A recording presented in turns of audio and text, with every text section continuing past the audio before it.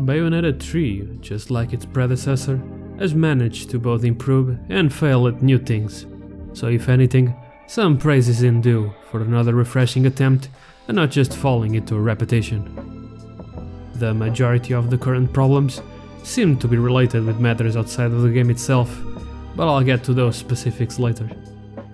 First, here's a quick overview. In the end, by all metrics of a normal game review, Bayonetta 3 is a good game, and at its worst is a 7 out of 10, with this already slipping on the edge of senseless complaining. Anything below is nothing more than a reaction to something else, and is most likely not worth the attention because its arguments usually boil down to a disguised projection of "it's not for me." It would be the same if I tried to give my insight into the Civilization franchise. I'm aware of its many ups and downs, but that is a type of game that is not for me, and honestly, for that to change, I would have to restructure my entire life differently. Does that make it a bad franchise? No, just that it would take a big commitment from me at a point where I don't have such luxury anymore. And that is okay. Not everything is for everyone. Just don't go calling something shit just because you went in with the expectations that this would blow your negativity away. I like to believe this radical shift in the main gameplay comes from trying to overcorrect after how busted the Anticlimax technique was in the previous game. Now the main focus is on the Demon Masquerade, letting Bayonetta fuse with the demons to gain new powers, and Demon Slave, which has you actually summon and control demons for real this time. This one takes a bit more finesse to get the hang of, but after a few hours I was styling pretty hard. Overall, I'm pretty satisfied with this take on the idea. Something that I previously talked about on my video about Chaos Legion, if you are interested in watching that. At the same time, one of the bigger problems with this is that the combat is designed pretty much around that main concept, which forces the battle room variation to be either fucking huge for the demons to fit in, or too small to disable summoning and raise the challenge. Also, when fights get chaotic, they get really chaotic, and it's really hard to keep track of what is happening on the screen. I would like to attribute this to the usual weak hardware problem, but the art style doesn't seem to help either.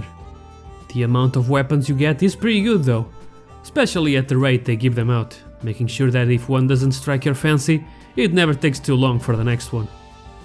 As many others probably already did, I too would like to make a reasonable connection on this particular point with the development of that previous game, Astral Chain.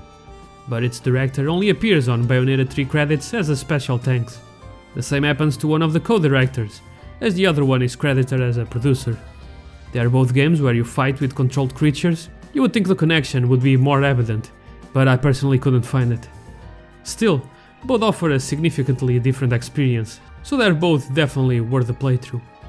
The music still maintains its high quality, especially the battle tracks, as expected, with some extra catchy tunes thrown in during the cool moments. They also toned down the minigame interruptions, at least when comparing to the previous games. Finally learning that having you mash during the shooting sections is a horrible idea for a game about multiple playthroughs. Honestly, my biggest problem is Biola's design, which just offends me at a personal level. Her playstyle is pretty fun, with a different enough moveset to be its own separate character, and I know that it all makes sense for the role that she's filling in. An awkward novice surrounded by high-class finesse, but goddammit, I really don't like her design. Her actions, with her trying to fit in while forcing her style because she doesn't know how to react to the surrounding characters, are all justified and really charming. But again, I really don't like her design. Only being able to change her shirt underneath also doesn't help. Could at least let me take her jacket off or something.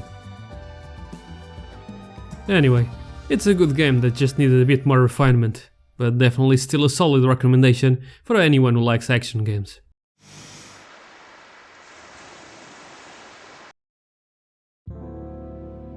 I wasn't even going to talk about Bayonetta 3, mostly because I can directly capture footage from the console, but still decided to go ahead with it, as there are a few current affairs that I wanted to discuss. Starting with the old voice acting debacle, which is just a big clusterfuck that I'm not even going to try and make sense of it. If you're interested, do your research and come to your own conclusions, instead of echoing what the loudest person is screaming about. This is still not what I wanted to talk about, but it's certainly related to it, and reminding people to form their own opinions without being clouded by third parties is always worth a mention. After that whole bit of bad press, it seemed like people wanted to hate on the game for whatever reason they could get, so the certain drastic conclusions on the story caused people to mostly have a bad reaction to the entire thing. I'm not going to try to argue about the finer points of the plot, because most of them are about power levels. That is the most pointless type of discussion to have, because it always boils down to the writers needing things to happen a certain way to tell the story they want. People complaining about the story as a whole seem to hold Bayonetta as this complex narrative like it wasn't always an excuse to show the romps of a particularly flamboyant lady. The first one already had time travel, which left the door open to any bullshit that they wanted to do, while the second one is the mess that it is, and now the third one has multiple universes, and people complain like it was this one that threw the balance of the charts. One of the main complaints is how Viola is the daughter of Bayonetta and Luca, which seemed to go against the ideas that people had of Bayonetta's sexuality. For a moment, let's conveniently ignore the fact that the premise of the narrative is based on the concept of multiple slightly different universes, and that we don't know anything about the Bayonetta that is Viola's mother. How does someone that played the complete trilogy somehow spins the tale of how it was all leading up to Bayonetta being romantically involved with her best friend? Did I perhaps miss some vital moment in any of the games that pointed to such thing? Some kind of underground secret sign between the two? Cause I can't seem to recall anything of the sort. She always gave me the impression to be the type of woman that cannot turn off flirting, no matter who she is interacting with. Now, about the death of Bayonetta, which people are acting like this came out of nowhere. Maybe they forgot that right in the original teaser, she dies pretty fucking hard. And if people were expecting this to be a fake out, I applaud them for having the balls to actually go through with it to the end. Which would be great, if not for Kamiya just going ahead and spouting how the ending wasn't conveyed correctly, and that Bayonetta 4 will be an unexpected development. This is the main topic I want to talk about. How about we just stop with all of this?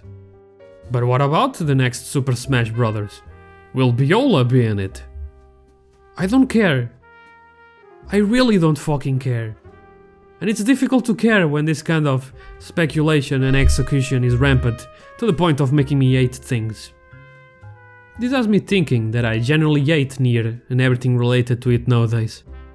Like, what great games encapsulated with the unique experiences, but they went ahead and wrapped around the joke of a multimedia project so damn hard that it had time to stop being funny, go back, and then going back on the go back.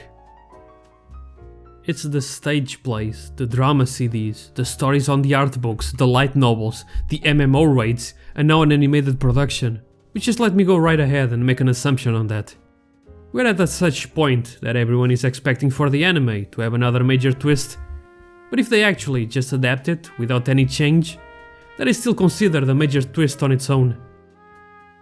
Are you seeing how stupid all of this is? I'm aware of how capitalism works, and how a recognized brand is safer than a new thing that only has a fraction of possibility to turn into a better product. But can we stop with all of these sequels? I don't want a Devil May Cry 6, a Resident Evil 9, and much less a Final Fantasy fucking 17. Do we really need more Steins Well, that's that then. We are reaching such long series that they had to innovate so hard that it doesn't even fit with the previous entries. But they are still trying to make sense of all of it together, and the cohesion of gameplay or story is thrown right out of the window. We had 3 largely different Bayonettas, each with their own pros and cons. Just give it a break for now. Only think of coming back after 10 or 15 years minimum, when I had a chance to miss it. Releasing the older titles for modern platforms is fine. I certainly wasn't looking forward to play the PlayStation 3 version for all of my life.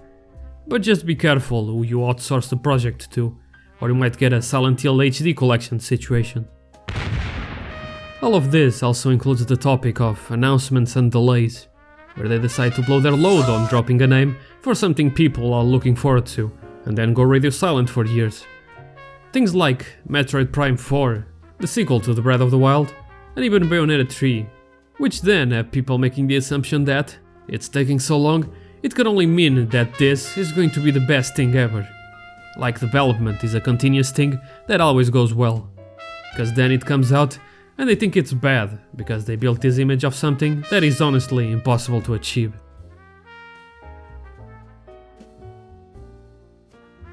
This hype machine that never stops and is unavoidable even if you don't fall for it. It's beyond annoying. I honestly believe that Cyberpunk will be a good game to play in about 20 years. And I'm not even talking about them reworking the game once again. But that so much will have happened after all that time that people will just forget why were they screaming murder about it. And just enjoy it for what it is, not for what it isn't. So, what is my proposed solution to all of this? To this vicious cycle of hype and hate? I don't have one. And I believe that for something of that scale, it would take something beyond the scope of what I can conceptualize. In the end, the shadow remains cast.